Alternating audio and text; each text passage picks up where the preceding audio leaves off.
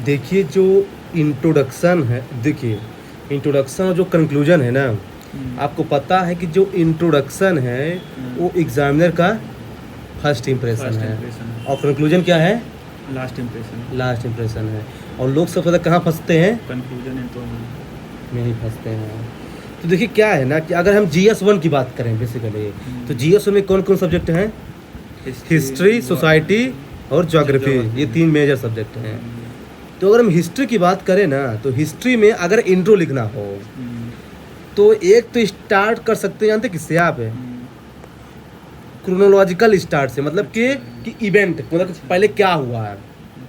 जैसे मैं आपको एग्जांपल देता हूँ, जैसे मान लो क्वेश्चन ये आ गया भक्ति मूवमेंट पे, तो आपको आप क्या लिख सकते हैं कि भक्ति मूवमेंट जो है ना इंडिया में 7th सेंचुरी से स्टार्ट हुआ था। अच्छा, मतलब पीरियड लिख सकते हैं। हाँ, जैसे बोलते हैं एक टाइप का इंट्रोडक्शन, ध्यान रखना, लेकिन ये हिस्ट्री में अप्लाई होगा।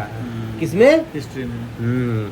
सेकंड है का इवेंट है, कोई घटना के बारे में। जैसे मान लीजिए क्वेश्चन ये आ गया 1857 का रिवोल्ट के बारे में, तो आप लिख सकते हैं क्या है कि जो 1857 का रिवोल्ट था ना, ये फर्स्ट रिवोल्ट था अगेंस्ट ब्रिटिश, एंड जिसको फर्स्ट वार ऑफ इंडिपेंडेंस भी बोलते हैं। तो इसे बोलते हैं इवेंट सेंट्रिक कर देना उसको, ये है। थर्ड क्या गया कंसेप्चुअल डिफिनीशन के बेस पे, जैसे मान लीजिए ए आ गया कि सबाल्टर्न हिस्ट्री, मतलब कोई टर्म आ गया तो आप उसको डिफाइन कर दीजिए। हिस्ट्री में भी टर्म को डिफाइन करते हैं भाई, जैसे मान लीजिए कि आ गया एनलाइटनमेंट आ गया, इंडस्ट्रियल रिवोल्यूशन आ गया, तो इन सबको आप डिफाइन कर सकते हैं। एक तरीका ये होता है। हाँ, ऐसा तब करना जब कोई नया टर्म हो, अब कोई मामूली टर्म हो उसको ऐसा नहीं कि उसको डिफाइन करने लग जाना है, क्योंकि भाई आप IAS की तैयारी करने जा रहे हैं तो आपको इतना तो UPSC जानता है कि आपको इतना पता ही होना चाहिए। अब कोई नॉर्मल टर्म है उसको भी डिफाइन करना स्टार्ट कर दिए तो गलत बात है। फिर लास्ट है किसी कोट से भी स्टार्ट कर सकते हैं यहाँ पे। अच्छा, इसमें कोड भी लिख सकते हैं। जैसे मान लीजिए कार्ल मार्क्स। जैसे यहाँ पे लिखा है Karl Marx describe history as a series of class. जैसे मान लीजिए ऐसा बताते हैं कि हिस्ट्री जो है ना हमेशा उसमें युद्ध ही युद्ध होता रहता है। तो आप यहाँ पे कार्ल मार्क्स को ला सकते हैं। कार्ल मार्क्स ने कहा था कि हिस्ट्री का मतलब ये क्लास स्ट्रगल है ना, एक अपर क्लास एक लोअर क्लास, एक रिच क्लास एक पुअर क्लास के बीच स्ट्रगल होता ही रहता है, लेबर और मास्टर क्लास के बीच में। तो ये होगा हिस्ट्री का क्या इंट्रोडक्शन, 4 टाइप का। कितने टाइप का है, 4 टाइप का। अब GS1 में ही सोसाइटी भी है, तो सोसाइटी मान लीजिए कैसे लिखिए इंट्रोडक्शन, तो एक तो डिफिनेशन और डाटा से स्टार्ट कर सकते हैं। जैसे मान लीजिए कि ये आ गया कास्ट बेस्ड जो होता है डिस्क्रिमिनेशन सोसाइटी में, तो ऐसी कौन सी रिपोर्ट देती है, नेशनल फैमिली हेल्थ सर्वे 5। तो इससे स्टार्ट कर दीजिए आप। मतलब इस रिपोर्ट के अनुसार ऐसा ऐसा। हाँ, बिना रिपोर्ट के अगर डाटा लिखेंगे ना तो मार्क्स नहीं मिलेगा। मतलब मिनिस्ट्री आप वहाँ लिखना पड़ेगा आपको। और क्या, उससे रेलिवेंट मिनिस्ट्री लिखना पड़ेगा। करंट अफेयर से, अब जैसे मान लीजिए कोई क्वेश्चन ये आ गया कि अभी का हाल फिलहाल में जो ये मणिपुर वायलेंस, मतलब जो है ना जो हो क्या होता है कम्युनल वायलेंस जो हो रहा है धर्म के बेस पे, रिलीजन के बेस पे, तो अगर कोई क्वेश्चन ऐसा आ गया तो आप कोई रिसेंट से ऐड कर सकते हैं कि अच्छा अभी रिसेंट में ये घटना हुई है, इससे ऐसा हम लिंक कर सकते हैं।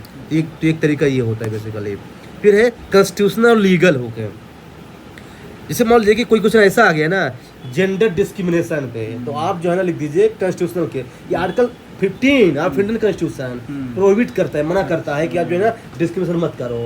मतलब आर्टिकल 15 हम डाल हाँ, फिर एक कोर्ट बेस्ड भी होता है। वही डॉक्टर अम्बेडकर ने क्या कहा था कास्ट के बारे में, कि कास्ट जो है ना केवल एक लेबर का डिवीजन नहीं है, ये डिवीजन ऑफ लेबरर है जो हमारे सोसाइटी को ज़्यादा इनइक्वालिटी लाता है। तो देख रहे हैं ना ये सोसाइटी में क्या डिफरेंस है, current affair, constitutional, court based, तो ये सब प्रैक्टिस धीरे धीरे आ जाएगा।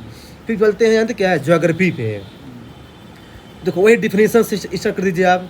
जैसे मान लीजिए आगे एल नीनो तो डिफाइन कर दीजिए, सिंपल सी बात है। कभी कभी मैप भी बना सकते हैं यहाँ पे इंट्रोडक्शन में, मैप बना देंगे। और क्या, वहाँ देखिए जैसे क्वेश्चन ऐसा है ना ह्यूमन ज्योग्राफी, जैसे मान लिया कि ये जो इंडो गंगेटिक प्लेन है ना यहाँ पे बहुत ज़्यादा खेती होती है, तो ऐसा कुछ लिंक कर सकते हैं यहाँ पे। हाँ कि ये इंडोगेटिक प्लेन है, ये जो है ना ये नोएडा है, इधर गंगा जाती है, ऐसा कोई दिक्कत नहीं, बना सकते हैं। फिर है कंटेम्प्रेरी रेलेवेंस, जैसे मान लीजिए कि फ्लड आज के टाइम कितना आ रहा है पूरे इंडिया में, बहुत ज़्यादा फ्लड आते हैं, तो आप डाल दें कि है ना फ्लड को मैनेज करना कितना ज़रूरी है आज के टाइम पे, तो ऐसा लिख कर सकते हैं। रिपोर्टेड कोई मतलब रिकॉर्डिंग, हाँ, कोई नीति आयोग को डाल दीजिए। हाँ, फिर केस स्टडी है ना, जैसे मान लीजिए कोई आ गया जो है ना इस पे कि जैसे मान लीजिए कि ऐसा कोई क्वेश्चन आए जो है ना कि आज के टाइम में क्या है ना सोलर एनर्जी डेवलप करना जरूरी है, तो आप डाले ना कि देखिए क्या है कि गुजरात में जो है ना छतों में सोलर एनर्जी लगाया जा रहा है, रूफ में। तो ऐसा किसी का केस स्टडी भी आप डाल सकते हैं, ये भी एक अच्छा तरीका होता है। लास्ट में डाटा और reports according to NITI Aayog जो है ना वाटर मैनेजमेंट की वाटर में इतने प्रॉब्लम है इंडिया में, ऐसा कुछ देख रहे ना, ये ज्योग्राफी की हो गए बेसिकली 5 टाइप के, है ना, ये क्या हो गए ज्योग्राफी के। अब देखते हैं कंक्लूजन इन सब के। देखिए अब हिस्ट्री के अगर कंक्लूजन की बात करें ना, तो कंक्लूजन जो है ना एक फॉरवर्ड लुकिंग होना चाहिए, सजेस्टिव होना चाहिए और फ्यूचरिस्टिक हो। जैसे मान लीजिए क्वेश्चन आपको क्वेश्चन ऐसा आ गया, टाइम क्या होने वाला है, हाँ जैसे मान लीजिए क्वेश्चन आ गया इसमें राजा राम मोहन राय के बारे में आ गया, तो आप लिख दीजिए कि राजा राम मोहन राय जो है ना इक्वालिटी और लिबर्टी के लिए उन्होंने बेस तैयार किया है। क्या तैयार किया है? बेस तैयार किया, ऐसा कुछ लिखते हैं। हाँ फिर मान लीजिए क्वेश्चन कोई ऐसा आ गया है ना कि मान लीजिए ये आ गया कि कॉलोनियलिज्म तो क्या है कि खत्म हो गया है, मतलब ब्रिटिश ने हमको आज़ाद कर दिया है, लेकिन अभी भी हम उसका शिकार है। किससे? क्योंकि बहुत सारी चीज़ें अभी भी उनसे इंपोर्ट कर रहे हैं। तो आप लिखिए ना कि कॉलोनियलिज्म तो हम खत्म हो गया है ऑफिशियली, लेकिन भाई कि हम जो है ना वेस्टर्न कंट्री पे डिपेंडेंट हैं, तो ऐसा कुछ लिख सकते हैं। इसे बोलते थे क्या है चेंज को कंटिन्यू रखना है। फिर एक होते हैं क्या है हिस्टोरिकल रिफ्लेक्शन, जैसे मान कहते हैं कि हिस्ट्री हमको क्या सिखाता है कि हम कैसे जो है ना जो पास्ट में मिस्टेक हुई है उसको कैसे रिपीट ना करें। अच्छा हाँ तो ये देखिए क्या हो गया, ये हिस्ट्री का हो गया। हिस्ट्री का जो कंक्लूजन होता है ना वो लिगेसी बेस होता है, कंटिन्यूटी बेस होता है और हिस्टोरिकल रिफ्लेक्शन होता है। आप सोसाइटी में देखिए वैल्यू बेस्ड है। अगर हमको इक्वालिटी रियल में लाना है ना तो अगर डेमोक्रेसी को हमको उससे लिंक करना पड़ेगा। एक तरीका ये होता है सॉल्व करने का हाँ रख सकते हैं। हाँ और क्या, जिस मतलब कुछ नहीं आ गया इंक्लूसिव डेवलपमेंट पे मतलब आ गया। तो देखिए क्या है कि इंक्लूसिव डेवलपमेंट तभी होगा जब हम जो वीकर सेक्शन है सोसाइटी है ना उनको भी इंक्लूड करेंगे, जो गरीब लोग हैं उनको भी। अब कोर्ट बेस्ड है, कोर्ट एक अच्छा तरीका होता है ना। बी आर अम्बेडकर ने कहा था कि देखिए अगर मतलब क्वेश्चन आ गया ना यूनिटी इन डाइवर्सिटी पे, तो लिखिए ना कि अल्टीमेटली वी आर इंडियन, तो हमको सबको यूनाइट होकर रहना चाहिए। ये लिख सकते हैं यहाँ पे। फिर मतलब कोई ऐसा लिख सकते हैं कि मतलब जो है ना फ्यूचरिस्टिक में, जैसे मान लीजिए जो है ना अगर बीमन को एम्पावर करते हैं तो पूरी सोसाइटी एम्पावर हो गई है। अगर हम लड़की को देते हैं एजुकेशन तो पूरी सोसाइटी कुछ मिलता है। ये हुआ किसका? सोसाइटी का हो गया कंक्लूजन। लास्ट में ज्योग्राफी का कंक्लूजन देख लीजिए, सस्टेनेबल डेवलपमेंट से लिंक कर दीजिए चुपचाप। हाँ जैसे मान कोई इन्वायरमेंटल आ गया, डिजास्टर आ गया ना, सस्टेनेबल डेवलपमेंट से लिंक कर दीजिए। ये फिर पॉलिसी से लिंक कर दीजिए कि अर्बन डेवलपमेंट जो है ना मस्ट भी जो होना चाहिए, क्योंकि देखिए क्या है कि आजकल क्या हो गया माइग्रेशन हो रहा है रूरल से अर्बन। तो भाई अगर डेवलपमेंट नहीं करेंगे ना अर्बन का ना, तो भाई गंदगी जो दिल्ली में है ना वो फैलती रहेगी। फिर वही क्लाइमेट चेंज से लिंक कर सकते हैं आप कि अगर क्लाइमेट चेंज एक ग्लोबल प्रॉब्लम है तो नीड्स ग्लोबल सोल्यूशन।